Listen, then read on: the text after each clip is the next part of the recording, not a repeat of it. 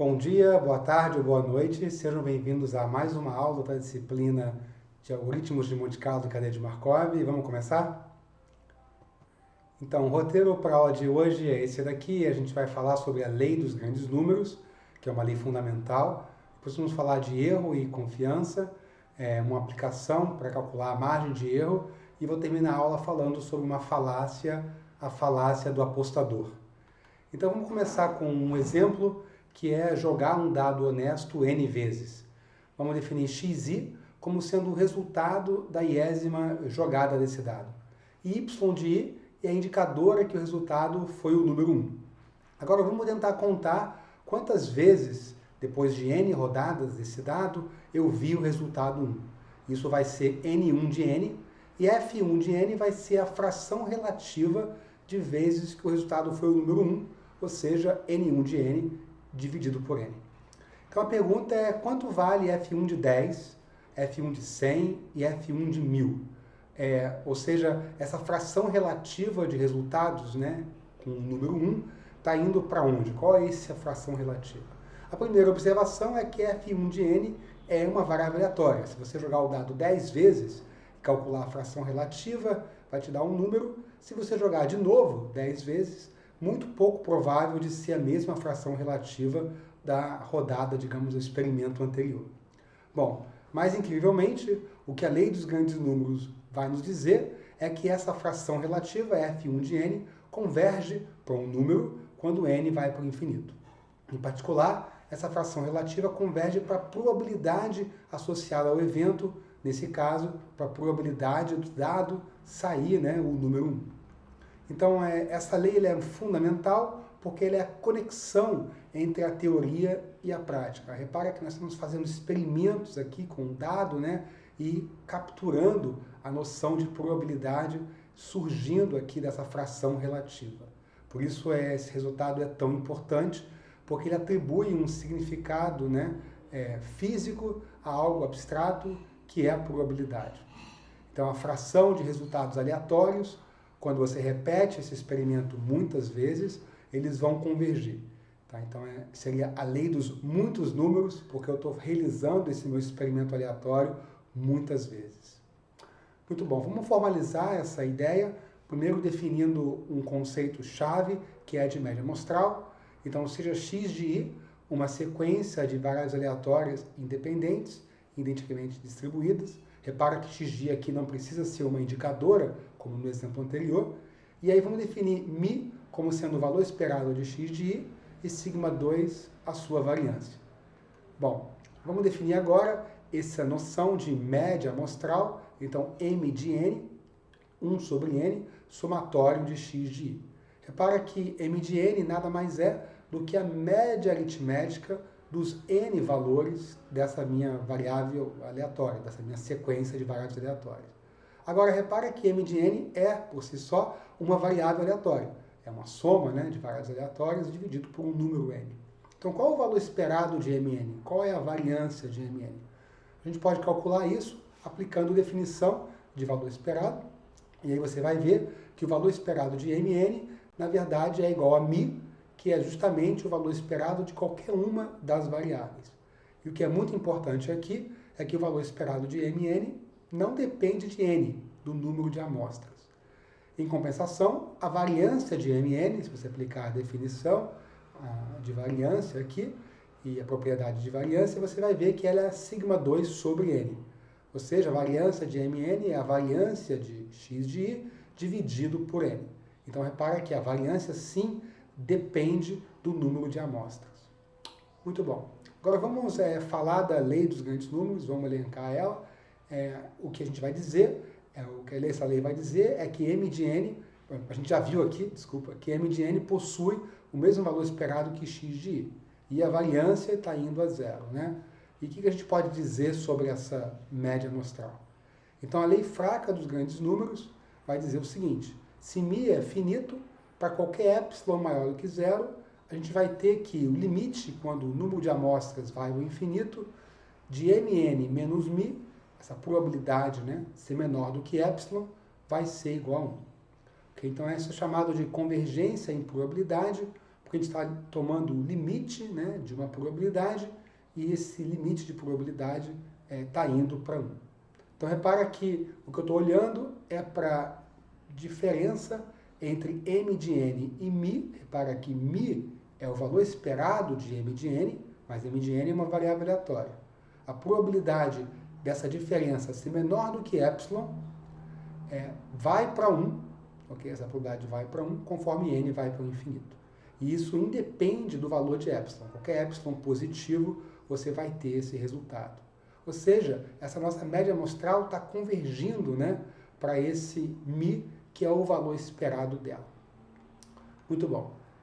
Como é que a gente prova essa lei?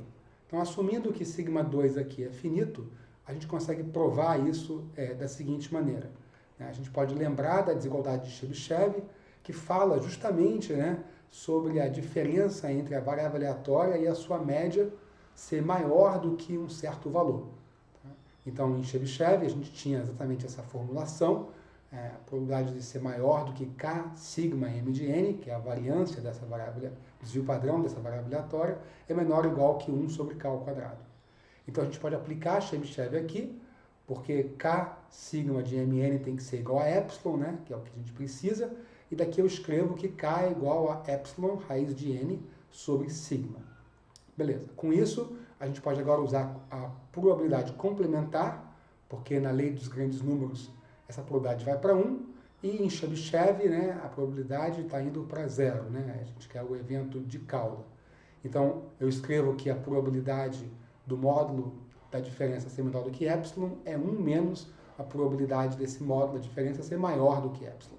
Então, eu posso agora sim usar Chebyshev, então eu aplico Chebyshev aqui, nessa probabilidade de cauda, e aí substituindo em cima, a gente vai ter que a probabilidade de ser menor do que epsilon é 1 menos a probabilidade de ser maior, que é 1 menos, que é maior ou igual, né, que 1 menos sigma 2 sobre epsilon 2 n. E aí o limite disso, né, vai a 1 conforme n vai ao infinito, provando a lei dos grandes números. Muito bom. Existe uma variação ainda mais forte dessa lei, que é chamada lei forte dos grandes números, a anterior era a lei fraca dos grandes números, que vai dizer o seguinte: quando μ e sigma 2 são finitos, a gente tem esse seguinte resultado: a probabilidade do limite, quando n vai ao infinito de mn, ser igual a μ é igual a 1. Então, repara agora que eu trouxe o limite para dentro da probabilidade. Então, eu estou olhando para m de n, essa minha variável aleatória, estou olhando para o limite dessa variável aleatória quando n vai para o infinito, e estou dizendo que a probabilidade dessa variável aleatória ser igual a um número, μ, vai ser igual a 1. Então, é um resultado muito mais forte do ponto de vista de probabilidade, né, do que o anterior. Esse tipo de convergência é chamado convergência quase certamente, ou almost surely, porque a probabilidade, né, desse evento está indo para 1. Tá? Então, repara que aqui a gente não tem epsilon, a gente não precisa de uma folga, né, para provar o resultado aqui. Então, m de n aqui está convergindo de fato para a média. As condições onde um teorema vale uma lei e vale e outra, obviamente que são diferentes, tá? Mas em muitos casos, como por exemplo nesse aqui, onde sigma 2 é finito, vale a lei forte dos grandes números. Vamos ver um exemplo da lei em ação. Aqui eu estou olhando para a distribuição de mn, repara que mn é uma variável aleatória, então ela tem uma distribuição. Eu estou olhando para a distribuição dela, ok? Para quando eu estou jogando uma moeda. Então, o meu x de i, né, é basicamente cara ou coroa, e eu estou plotando aqui a fração de caras. Repare que o valor esperado de mn é igual a meio, né? Eu tenho uma probabilidade de meio de ver cara, metade das vezes que eu jogar eu vou ver cara, e aí eu estou vendo aqui n igual a 10, n igual a 20, 30, 40, 60 e 100, estou aumentando o número de rodadas, e o que eu estou vendo é que, bom, primeiro que a média sempre é meio, né? Não depende de n, mas a variância sim é 1 sobre 4n, está ficando cada vez menor conforme n aumenta, e o que a gente está vendo é que a distribuição fica cada vez mais centrada, né? Cada vez mais apertada ali em torno da média. Então isso aqui é a lei dos grandes números em ação, mostrando que m de n vai convergir, né, para a sua média, essa variável aleatória. Bom, agora vamos falar sobre erro e confiança. A gente pode usar a Chebyshev para calcular a precisão, que é o que eu estou chamando de erro, e a confiança da lei dos grandes números, né? Então vamos definir epsilon como sendo precisão e beta como sendo confiança. Então eu gostaria de calcular, né, a probabilidade dessa minha média amostral estar epsilon perto do valor esperado. Essa probabilidade ser maior do que uma confiança beta. Então, dado precisão epsilon e confiança beta, além, claro, de mi e sigma 2, eu gostaria de determinar o valor de n, né, o número de rodadas que eu preciso fazer para garantir essa relação, né, de que a média amostral com n rodadas vai estar epsilon perto do valor esperado, com probabilidade maior do que beta. Então, a gente pode lembrar aqui de Chebyshev, né? A probabilidade de eu estar epsilon perto de mi, a probabilidade de eu estar epsilon perto de mi é maior ou igual que 1 menos sigma 2 sobre epsilon 2n, e eu vou igualar isso a beta. Então, beta vai ser esse número, e aí com isso a gente consegue resolver aquela equação para n. Então, resolvendo para n, a gente tem essa equação embaixo, que é que n é igual a sigma 2 dividido por epsilon 2, 1 menos beta.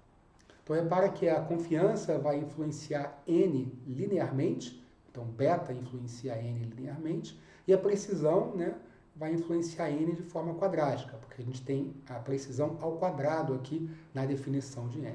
Então, isso aqui é importante, porque aumentar a precisão, ou seja, reduzir epsilon, vai demandar mais rodadas do que aumentar a confiança, que é, né, aumentar beta.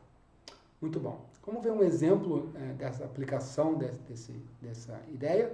Suponha que eu tenho uma moeda enviesada com probabilidade de cara ser 45%. Agora você quer testar se a moeda é mesmo enviesada. Então, quantas vezes eu lanço a minha moeda, né, para testar ela? Bom, para decidir quantas vezes você lança essa moeda, você tem que dizer um erro, qual é a precisão que você quer que o seu teste tenha, e qual é a confiança que você quer no seu teste. Então, vamos dizer que eu quero precisão de 0,01, ou seja, 1%, e confiança de 0,95, 95%. Bom, a gente sabe que a moeda tem probabilidade de sair cara, 0,45, e dado isso, sigma 2 vai ser P vezes 1 menos P, porque é uma Bernoulli, né? A variância dessa moeda. Muito bom. Então, com isso, eu calculo a probabilidade da minha média amostral estar nesse intervalo, 0,44 até 0,46. Eu quero que essa probabilidade seja maior do que 0,95. Tá? Então, resolvendo para n, usando todas as nossas variáveis, eu tenho que n é 49.500. Então, eu tenho que realizar, né, jogar a moeda 49.500 vezes se eu quiser garantir esse teste, né? Testar essa moeda com essa precisão e com essa confiança. Um outro exemplo é cálculo da margem de erro de uma pesquisa ou de um evento aleatório, okay? De uma realização aleatória. Imagina que eu fiz uma pesquisa com 1.000 cariocas que revelou que entre praia e cachoeira, 70% deles preferem ir à praia. E então uma pergunta é qual a margem de erro da pesquisa com 90% de confiança, né? A pesquisa revelou que 70% preferem praia, mas qual é a margem de erro desse número se eu quiser 90% de confiança? Então eu posso modelar essa pesquisa assumindo que cada pessoa, né, é um evento de Bernoulli e x de i igual a 1 significa que a pessoa disse que prefere ir à praia. Caso contrário, né, x de i igual a 0, ela prefere ir à cachoeira. Então vamos supor que P da minha Bernoulli é dado por o resultado do experimento, da pesquisa. Então, P é igual a mi, o valor esperado dela, que é igual a 0,7. Então, por causa disso, eu calculo sigma 2, que é a variância da Bernoulli, 0,7 vezes 0,3. Bom, agora eu posso calcular a minha precisão, dado n, que é o número de pessoas que participaram da pesquisa, e a confiança que a gente quer, que é 0,9. Então, fazendo as contas, você vai chegar que epsilon é 0,046 ou 4,6%. Então, isso é a margem de erro dessa pesquisa, se você quiser 90% de confiança. Então, é uma outra aplicação aqui da lei dos grandes números, utilizando Chebyshev novamente. Muito bom. Quero agora falar um pouquinho sobre a falácia do apostador, que diz o seguinte: se um evento ocorre mais frequentemente que o esperado no passado, então esse evento vai ter menos chance de ocorrer no futuro. Ou vice-versa, né?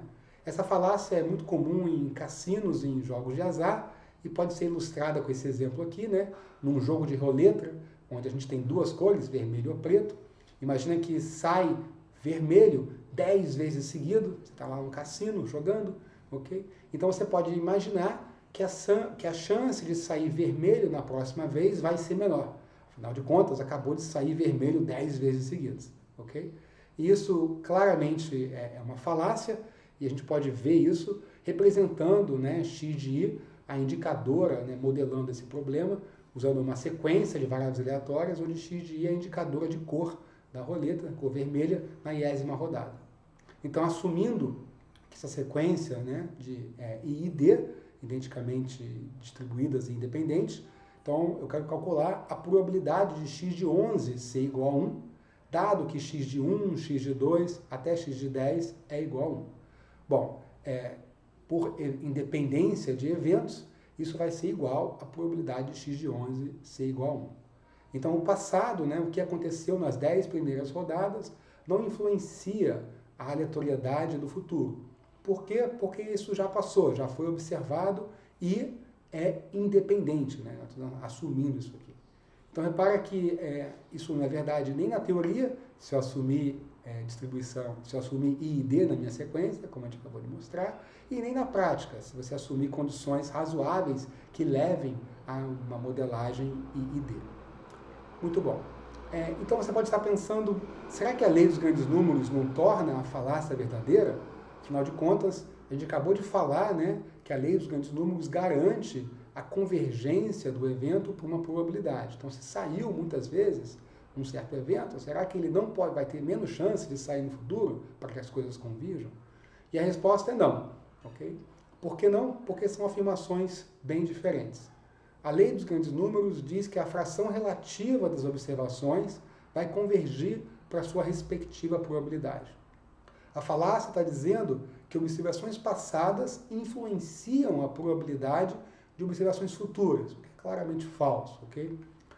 Apesar disso, né, essa falácia é fonte de muita confusão e discussão, ao menos desde Laplace, no final do século XVIII, que observou essa falácia na sociedade e tentou desmentir, né, mostrar que ela é falsa.